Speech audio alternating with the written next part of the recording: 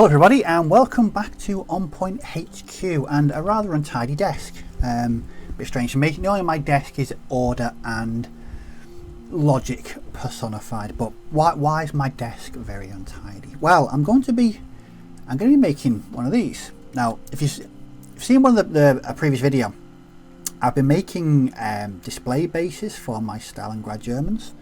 This is the one for the medium machine gun teams. They're not in it. I just thought I'd show you what it looks like without any figures on. Now the reason I'm showing you this is that a couple of people across different platforms have asked me, a mixture of the two, asked me and also complimented on how good these look. I was really blown away by that. And a few people asked me how did I make them, and they're really very simple. So what I'm going to do is make one. Now what this isn't going to be is a 2-hour video as I record every last minute detail of how I go about making these. What I'm going to do is just what I normally do videos of this nature, is stage by stage, come back, show you what I've done, and then, you know, repeat until it's finished. So what am I going to be basing? Like I said, this is for my two medium machine gun teams. But what I'm actually going to be making a base for is this, which is my Stalingrad Panzer III. I chose this because it's going to be quite a simple base because it's just a rectangle. So it's not going to be that difficult to do. What materials am I using? So let's start off. What have we got here? So my usual cardboard for the base, or the base of the base.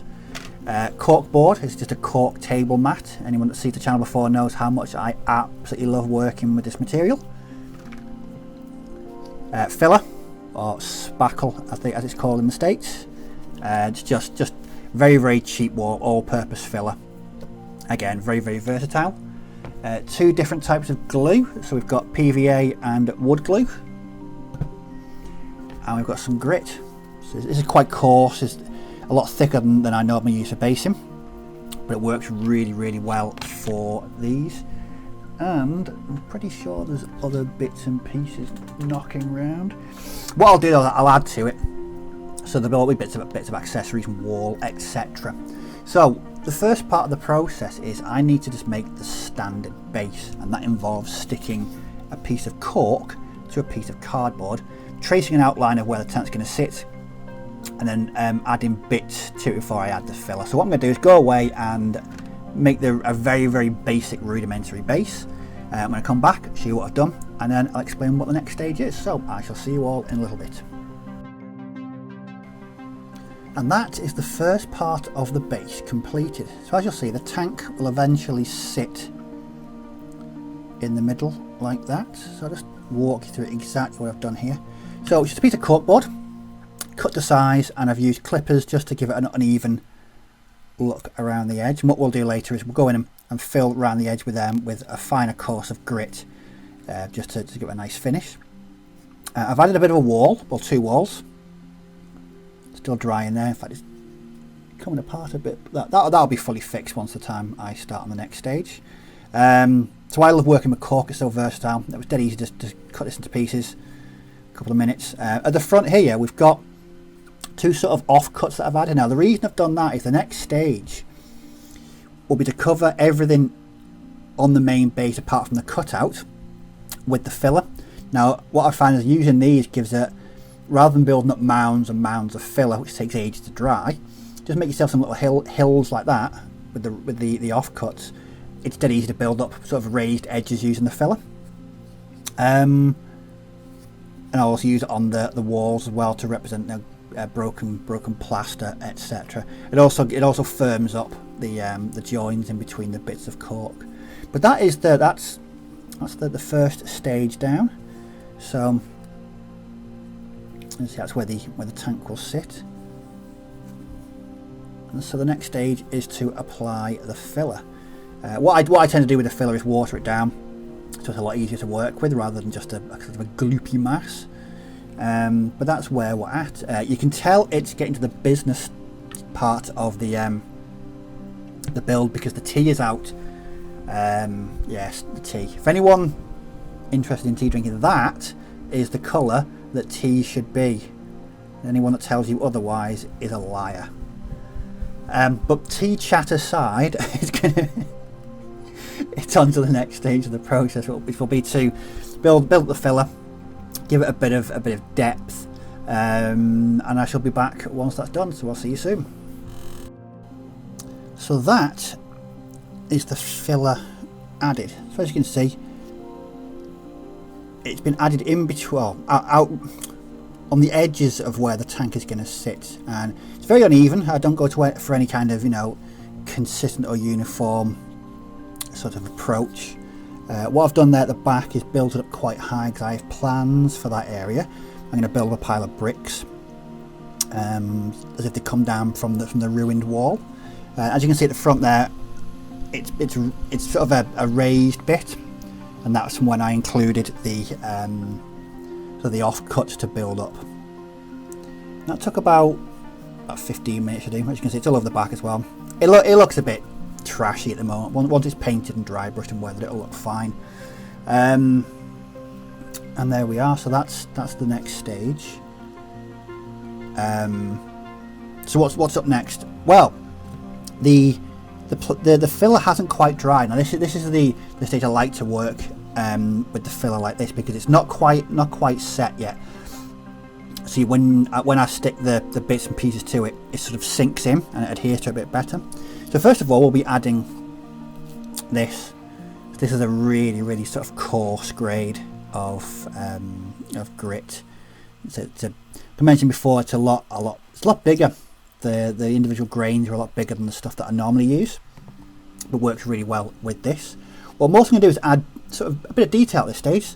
So first of all, these will be bricks. Now what they are, it's just bits of sprue. So the rectangular sprue, just unevenly chopped with clippers. I don't even try and tidy them up. This is why I said in my kit bashing video, never throw anything away. I never throw sprues away. You never know when you're going to use them. So I've found a big pile of these that I've made some weeks ago. I've got a piece of old track that I found in one of my bits boxes. A piece of round sprue. I'm not quite sure what I'm going to do with that. Half an Imperial Guard. I think it's a rocket launcher, or it's some form of Imperial Games Workshop Imperial Guard weapon. I think it looks just about like a piece of machinery. Could do a job. I'll be honest, I don't know what this is from. It might be from an old Stuart tank that I'm currently butchering for other bits and pieces. That might work. And then I've got this, which is just an offcut from an Opal Blitz that I chopped up for the tracks a few months back. So what I'm going to do is this will just be applied using a brush and some PVA, and these will be added. Like I say, I want to build up a pile of bricks sort of at the rear, so it looks like the walls all collapsed, and then there'll be sort of piles of bricks and stuff dotted around the rest of the base. What I'm going to do now is apply all of this. Once that's fully dry, I'll come back and show you what I've done. So I shall see you all in a little bit. So that is the detailing added and what it will look like with the Panzer III on it. So let's have a better look at what I've added. So as you can see, grit has been applied, not all over the place. I like to leave exposed bits of the plaster just to make it look like, you know, exposed ground. And at the back here, like I mentioned, piles of bricks. So what I've done there is the bits of sprue are actually applied using the wood glue. So put a big dollop of the glue down and then just drop the individual bricks into it, and it's sort of, they settle naturally. Press them slightly into the still drying filler, and they will dry like a pile of bricks. I didn't add everything that I was talking about in the last part of the video, so I've used the track. I cut the track off the half track wheels there, just left the wheels and the running gear and the bit of Imperial Guard whatever is just, it's just been stuck and then covered in a bit of grit. But that is pretty much the construction side of the base done. It doesn't really look much of anything at the moment, I'll be honest. But what I'm going to do is leave this to fully dry overnight. I do this because I don't want to be working with stuff when it's sort of, you know, 80-90% dry, because the next stage is the painting stage, and I really don't want to ruin it by working on it when it's not fully dry. What I ended up doing with this wall was actually super gluing it. I don't know why it just would not stick using the wood glue. Cork normally sticks really well with wood glue, but with this wall it's been particularly problemsome, so I just pinned it with super glue and then a bit more filler, and hopefully overnight that will stay. So there we are, that's that stage fully completed. So I'm going to leave that overnight to dry, and I'm going to drink wine and play Grand Theft Auto and do all the things I'd normally do when I'm not at my desk. But the next part of the video, I'll show you when what it looks like when it's fully dry, and the next stage will be to paint it. So I shall see you all in a little bit. Righty, so it is the following day and I've been pretty busy. So the whole thing was, like I say, was left to dry overnight. Just made sure that all the grit, all the filler, everything was fully 100% dry. What I then did was went in and gave it a coat of, it was a mixture of just browns and green paints. I guess this technique could be used for display bases from many different theatres. When I'm doing Stalingrad though, I like to go for sort of dark grey browny buildings. So what I did was, it was a mixture of green and brown paint, and this was just applied to the entire model, the entire base rather. When that was dry, I then went in with a bit of heavy dry brushing. This was initially dry brushed with this, which is Vallejo Pastel Green. This is quite a heavy one all over the entire model, as you can see. And then I went in with just a very light sort of over the whole thing which is Vallejo White. This was just used on the upper parts, the real upper areas of the debris and the rubble, and that's where we're at. So what's the next stage? What I'm going to do is go away and just finish this, because it's actually really quite close to being finished. It's just now painting the details and then weathering it. So what we're going to do is paint all the bricks. They're going to be painted brown. The metallic parts are going to be given a really dull coat of sort of grey, and with a bit of metallic thrown in there as well. Then I'm going to add some snow, as there is snow on the Panzer III. What I'm not going to do though is go over the top with the snow.